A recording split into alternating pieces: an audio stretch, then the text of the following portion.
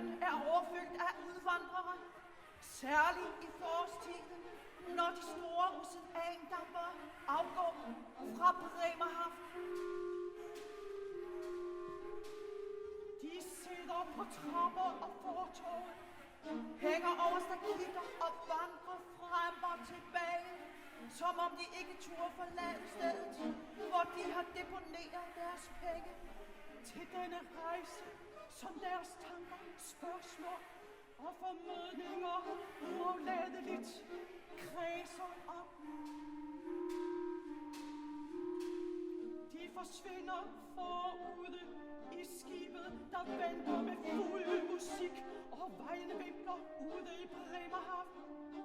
Og det endes lidet, før de tælles og registreres og sættes i land med det øvrige gods i Australien for at gå videre til guldmarkerne. Det er 3. klasse. De fleste kommer med store forventninger, uden anelse om de skuffelser, der venter dem.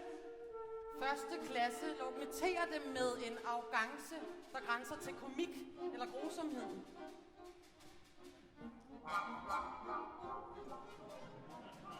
Når en sø skyller hen over mellemdækket, og alle de stakler, der troede sig sikre, springer op, skrigende og dyngvåde, så kommer alle disse herrer og damer ilende og jagttager allernådigst, smilende med monokle i øjenkrogen. Det er det lille interessante intermezzo, hvis resultat de ikke skænker en tanke.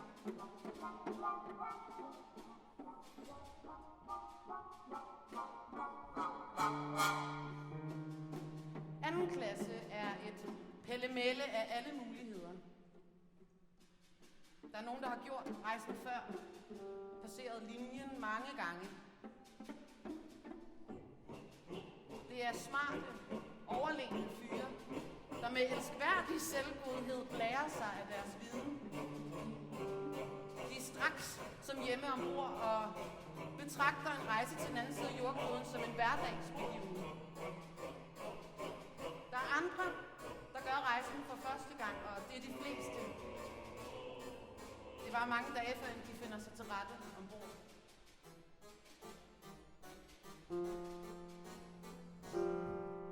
Her er folk, der har engagement og gode fremtidsudsigter i kolonierne. Og her er de, der våger rejsen på lykke og fromme og stoler på tilfældet og forsynet og eventyret, som blev dem fortalt om guldet og de grønne skove. Der er den unge pige, der har sit brudeudstyr i kufferten og sin brudgom på Sydhavsøerne. Og den sølle fyr, der hele tiden drejer på sin blanke forlåsesring og skrive mange og lange breve. Der er folk, mest unge mennesker, der af familien sendes over oceanet for at forsvinde og glemmes.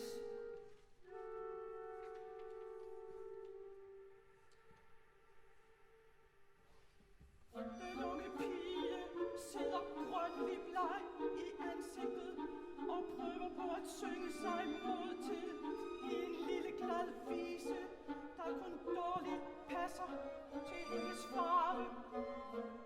Men hun vil ikke overgive sig og synger alle versene. Jeg talte dem, der var 22. En ung mand med et par blå leende øjne forsikrer hende om, at en vise er meget bedre mod søsyge end småsten. Han fortæller ubarmhjertigt, at småsten er gode, så længe man blot kan beholde dem i munden. Han er en lille, rask mand, der har fået sit navn forvansket på rejselisten af visse årsagers skyld, og gladeligt optræder som greven, der rejser inkognito.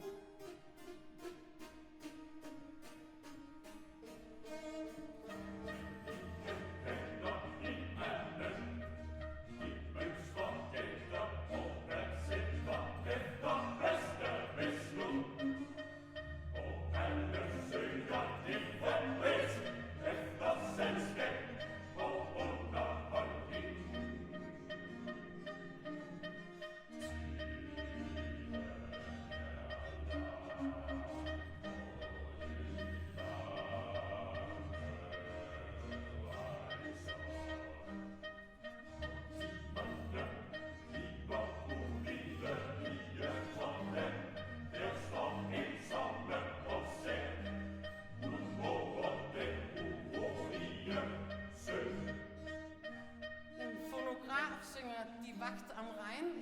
oppe i en restaurant. Der er land i sigte hen ad aftenen, og i skumringen glider skibet langsomt op ad sjælden.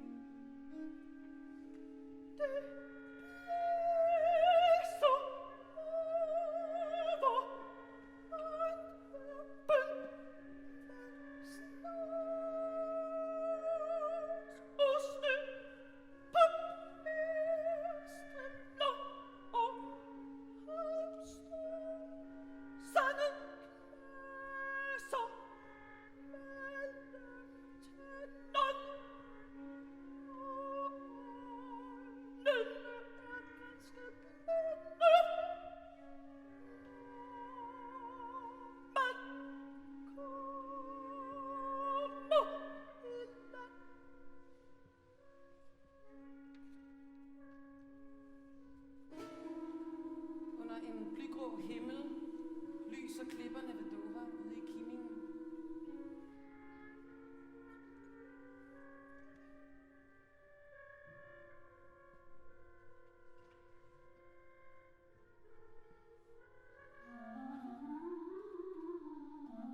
Som snebjerge står de hvide klinter i den grønne sø.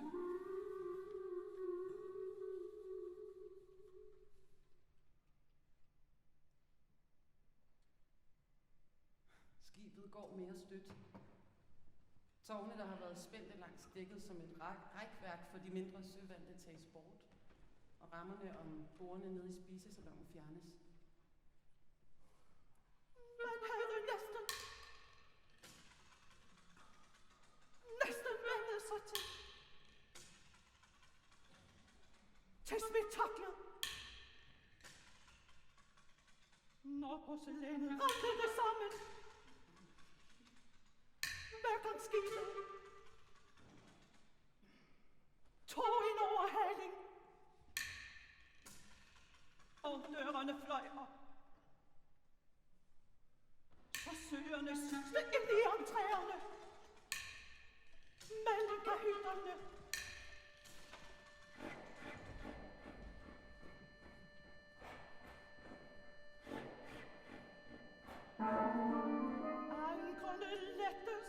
Og vi står kanalen ud for fuld kraft. De små krabbe søer vokser sig større, og det varer ikke ret længe, før man fornemmer Atlanterhavets lange dønninger.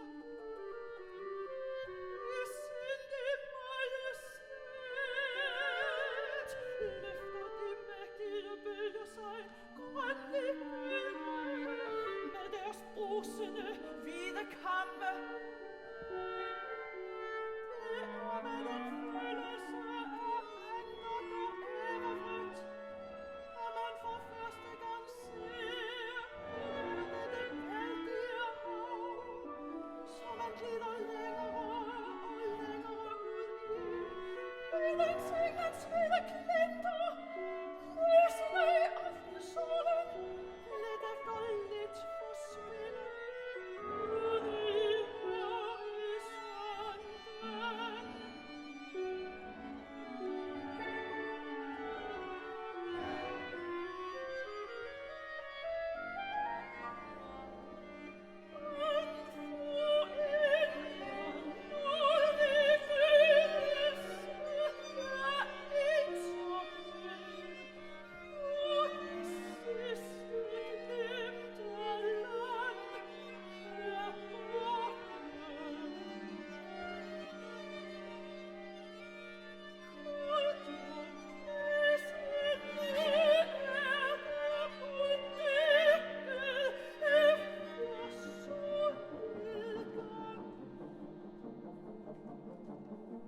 Aftenerne i salongerne er uhyggelige og kedsommelige. Passagererne holder sig mest i små klikker og taler dæmpet sammen. Bedst som man tror at sidde sikkert og velfortøjet på sofaen løfter en sø hele herligheden, når man kommer ufrivilligt på benene med næsen lige mod toiletspejlet. Inden man får tid til at gribe for sig, sidder man i underkøjen, og her klamrer man sig fast med lukkede øjne for ikke at blive søsyg af at se på sin overfrakkes veje frem og tilbage mod kahytsvæggen som skilte i storm.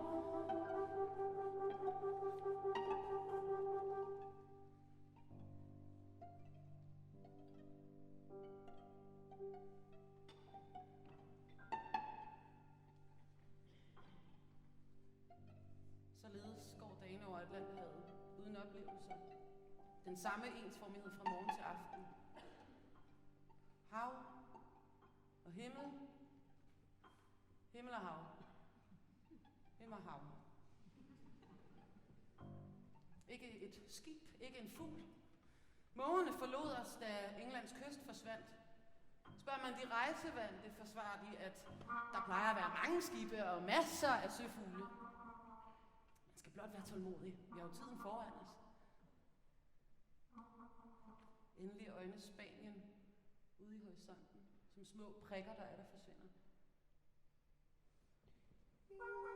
Hele dagen sejler man langs kysten.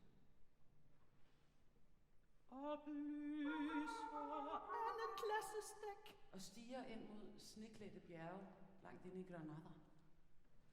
Net tilstrækkeligt til, at man kan se. Man tror, den hellige gral vil forvare. At komme udenom. Og glæder sig over den rolige fart, den dejlige udsigt og det milde vejr. Dækstolene og andre forhindringer.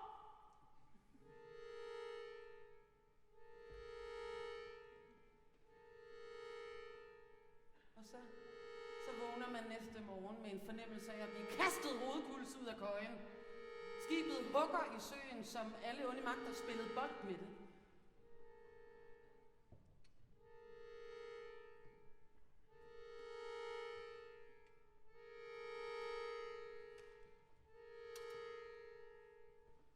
Lampen. Naturligvis elektrisk. Lyser fredeligt. I det lille hvide lokke.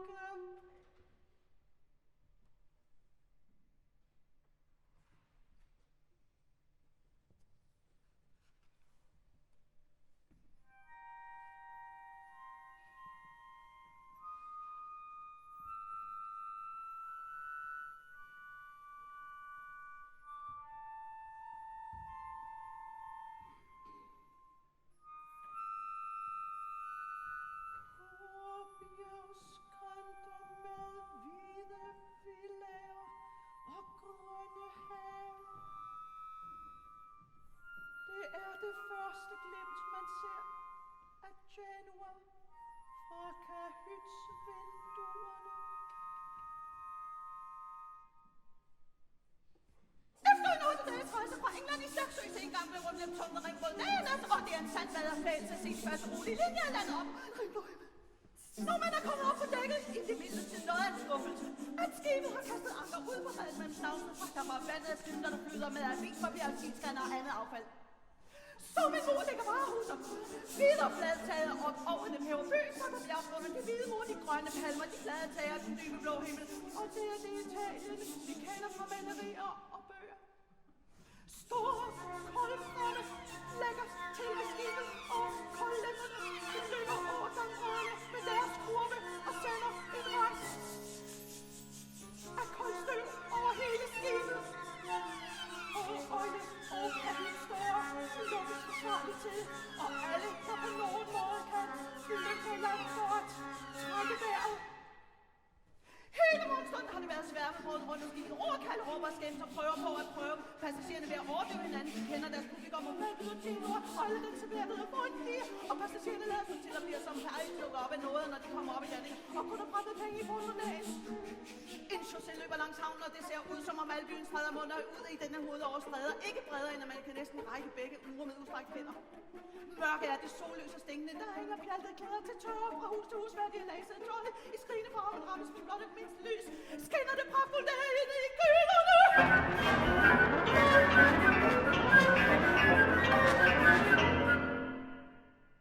Chausséen ligger bred og solbelyset med sin begrebet, at mennesker, alle steder, er åbne for handles og chakras og råbes og skriges som på et marked.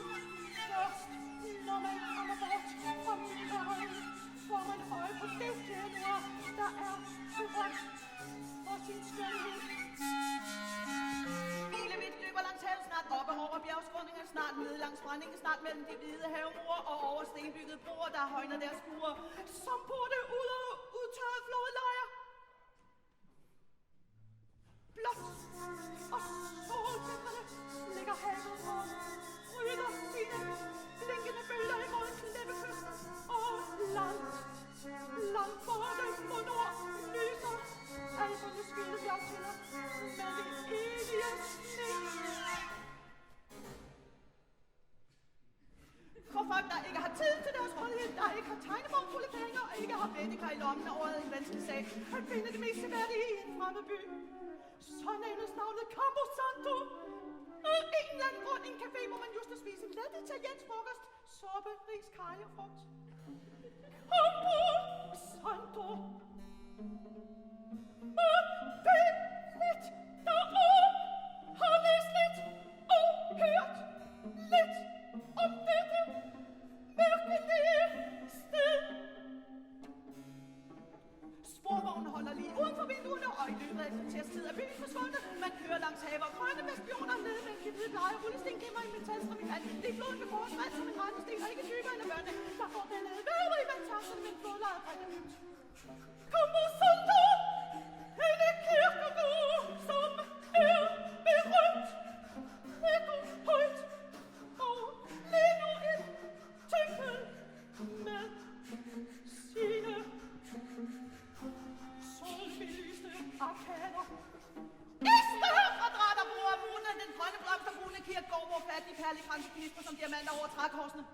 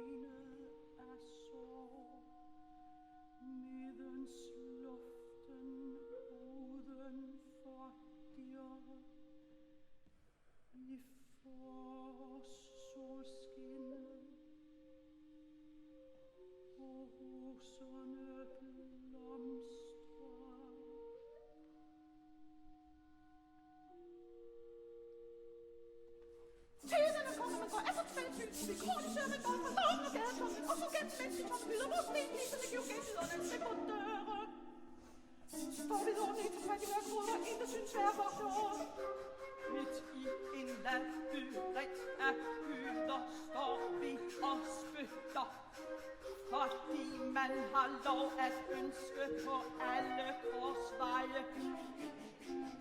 Små stentapper bøger fra terrasse til terrasse, og man hele får noget skibet i rette tid til middag.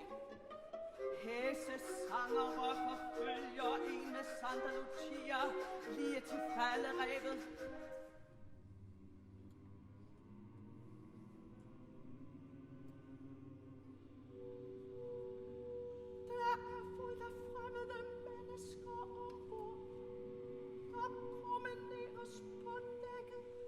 og Genua beundres sommer det ind til æder dekoration.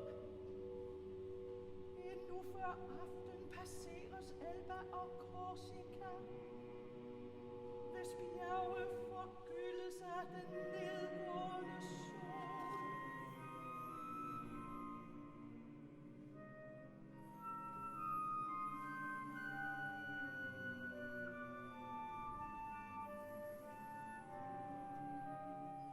Som lygtemænd dukker lysene frem på skibet langs havnen og op over bjergskrænderne i skumris. Næste morgen går et råvejr, blæsende og koldt og roligt kommer, mens de er længselsfuldt efter Neapel.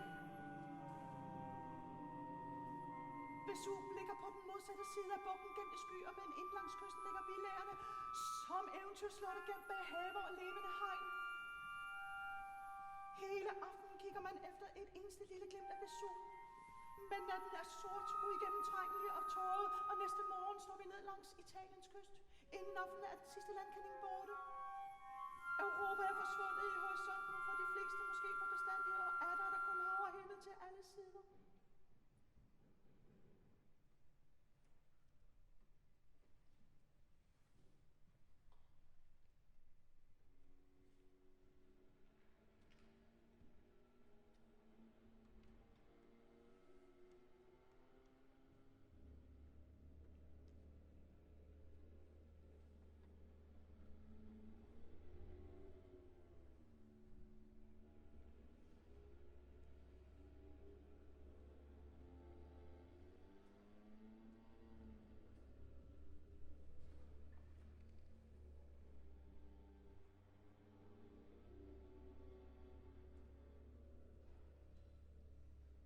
Lyse sommerkjoler og hvide laderstragter virker helt opfriskende efter så lang tids farveløshed og gråvejrsstemning.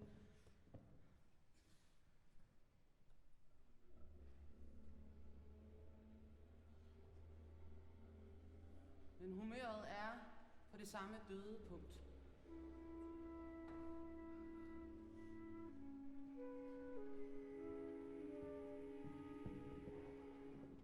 Man opdager en by med tårne, fladtagede huse og høje palmer løftet over vandfladen, endnu før end vi har skimtet Afrikas kyst.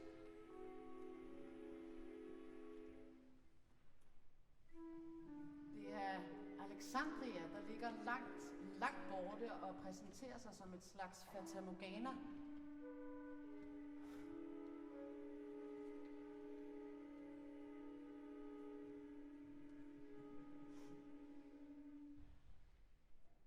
Varmen står og diger over byen.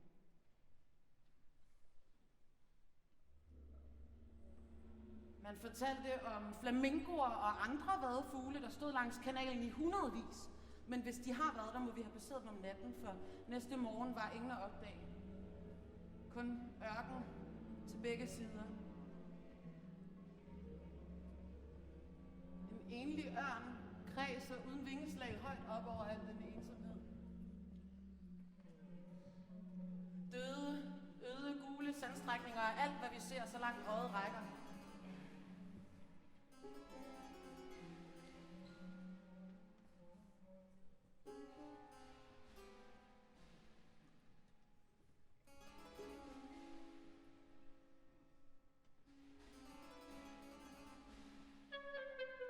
Den kølighed, der hersker om natten i troberne, kan ikke trænge ned i kahytterne, hvor luften er kvælende varm.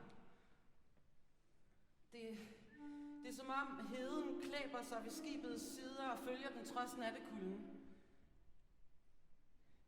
De der små elektriske vindmøller, der er anbragt i alle kahytterne, snurrer hele natten. Og man hører sine medrejsende stønne af varme i nabokahytterne. Der er kun få, der kan sove.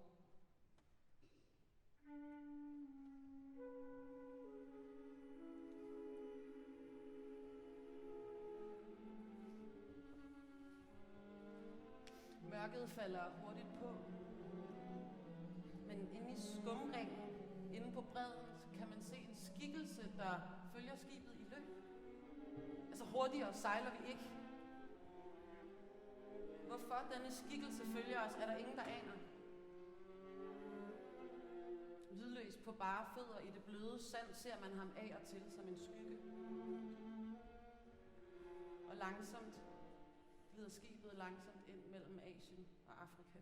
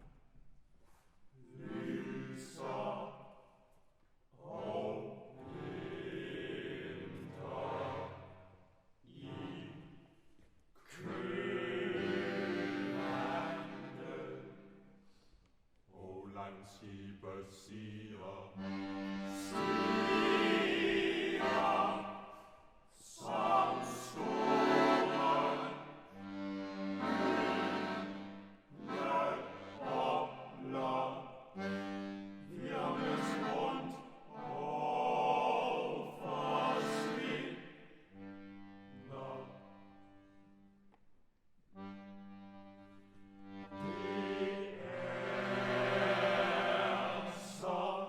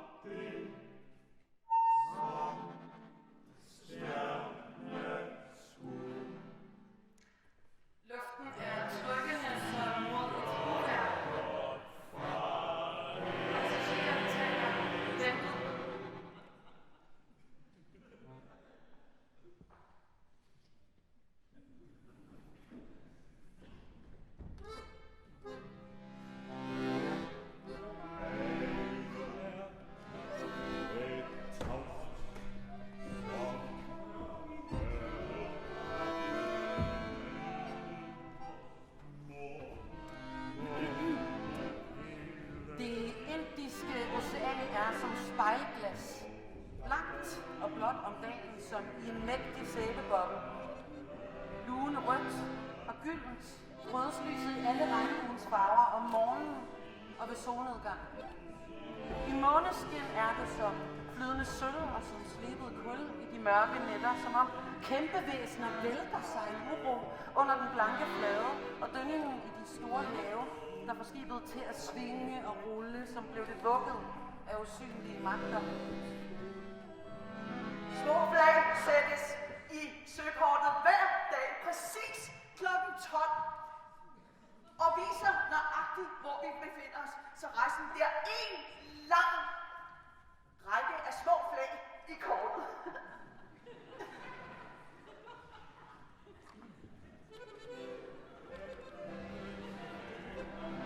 Den, der rejser, kommer aldrig hurtigt nok fremad. Og fløj man ende på stormens vinger, ville ventilen blive lang, når man har de 100 mil foran sig.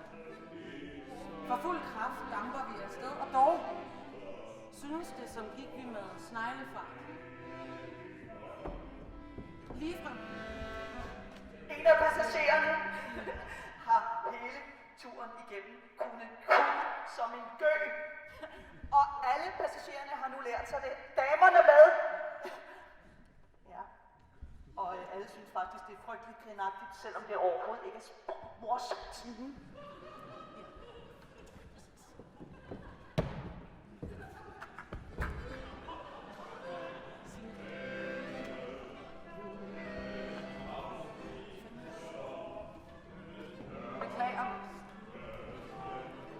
Fra Bremerhaven havde sikkert de fleste forudsat sig at skulle få en mængde bestik på den rejse.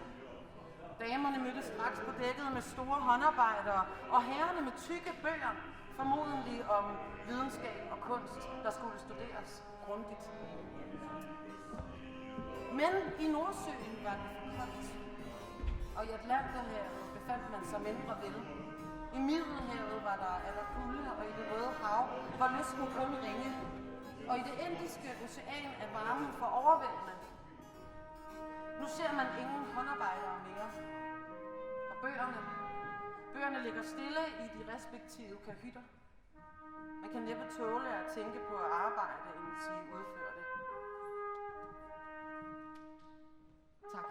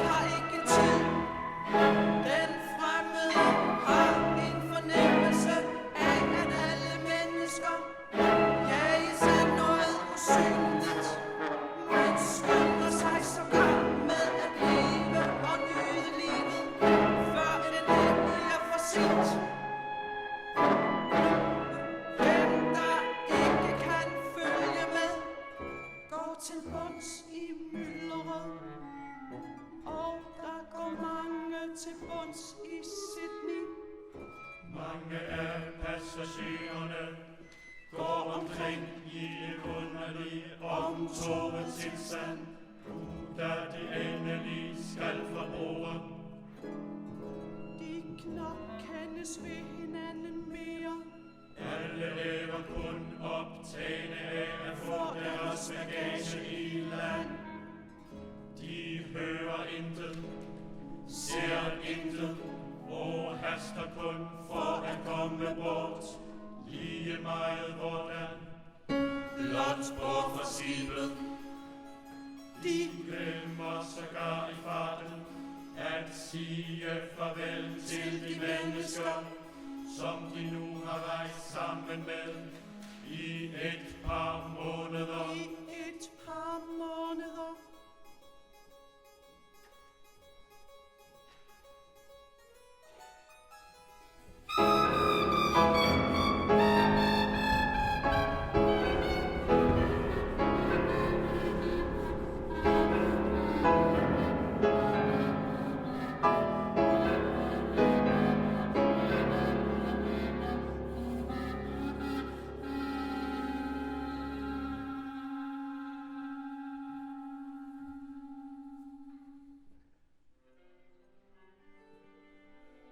Rejsen fra Australien til New Zealand tager 4 til 5 dage. Havet er rummeligt og lunefuldt. Vejret var alt andet bevægeligt og behageligt, og det blæste og det regnede i byer. De fleste af passagererne var mindre vel tilpas. Vi styrede ret øst og havde vinden lige i halen, så skibets bevægelser var forholdsvis bløde. Men den sidste morgen drejede vi om New Zealands nordspids. Sejlede hele dagen langs kysten, der så alt andet end venlig ud. Med nøgne, skovklædte bjerge og vilde forrevne klipper, der stod mørke og troende op af havet, hvor vandet skummende sprøjtede den hvide frod op af skibets sider. Da vi næste morgen vågnede, lå vi på Aucklands red.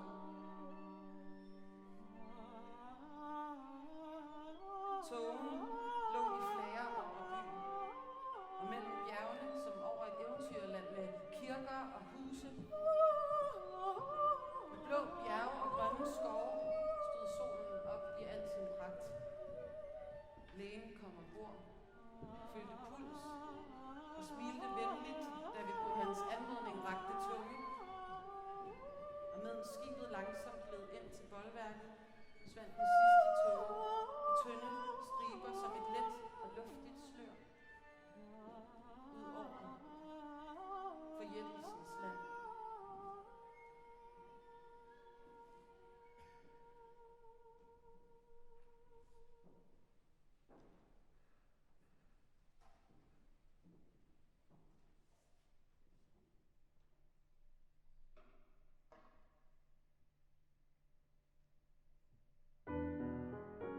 Landet med de blå bjerge og den blå himmel. Landet, der flyder med mælk og honning, hvor jorden er billig og arbejdet bliver godt betalt. Det er tankerne, der besjæler den ulykkelige, der samler sine sidste penge sammen og sit sidste svage håb for at prøve en sidste hasard for livet og lykken. Og New Zealand er for mange blevet tidens løsen. Ja, bjergene er blå, og himlen er det. Men solen skinner over 1000 stumme, skuffede håb. Hjemløse og fremmede dør de, der ikke var kraftige nok til det frygtelige arbejde her fordres for at eksistere. Hjemløse og fremmede, uden at kunne gøre sig forståelige i deres eget sprog, forladte og uanset, kan ligge og dø i deres hytte herovre. Ingen tanke på andet end at frelse sig selv.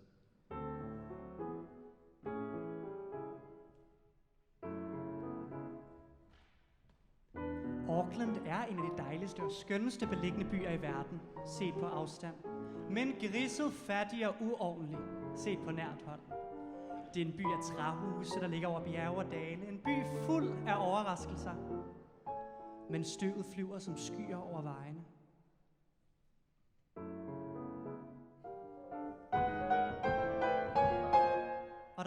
Og der flages med pjaltede klæder over alle gære verandaer fra den hele by.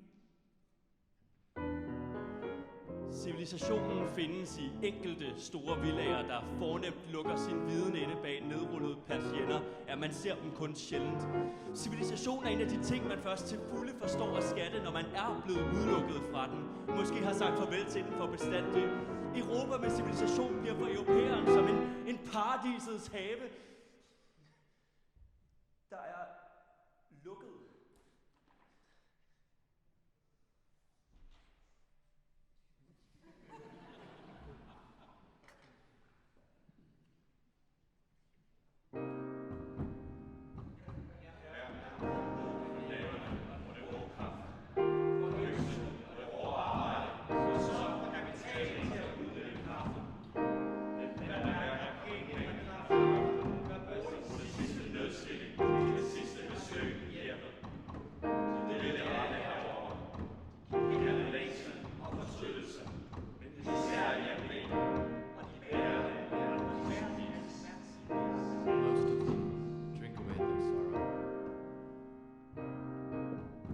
Selvmordene henregnes alle til sindssyge. Men mange er de breve, der efterlader sig dem, der tog sig selv af dage, og beviser, at det var ikke sindssyge, men sorg og skuffelse, kommer og elendighed, der drev dem til det.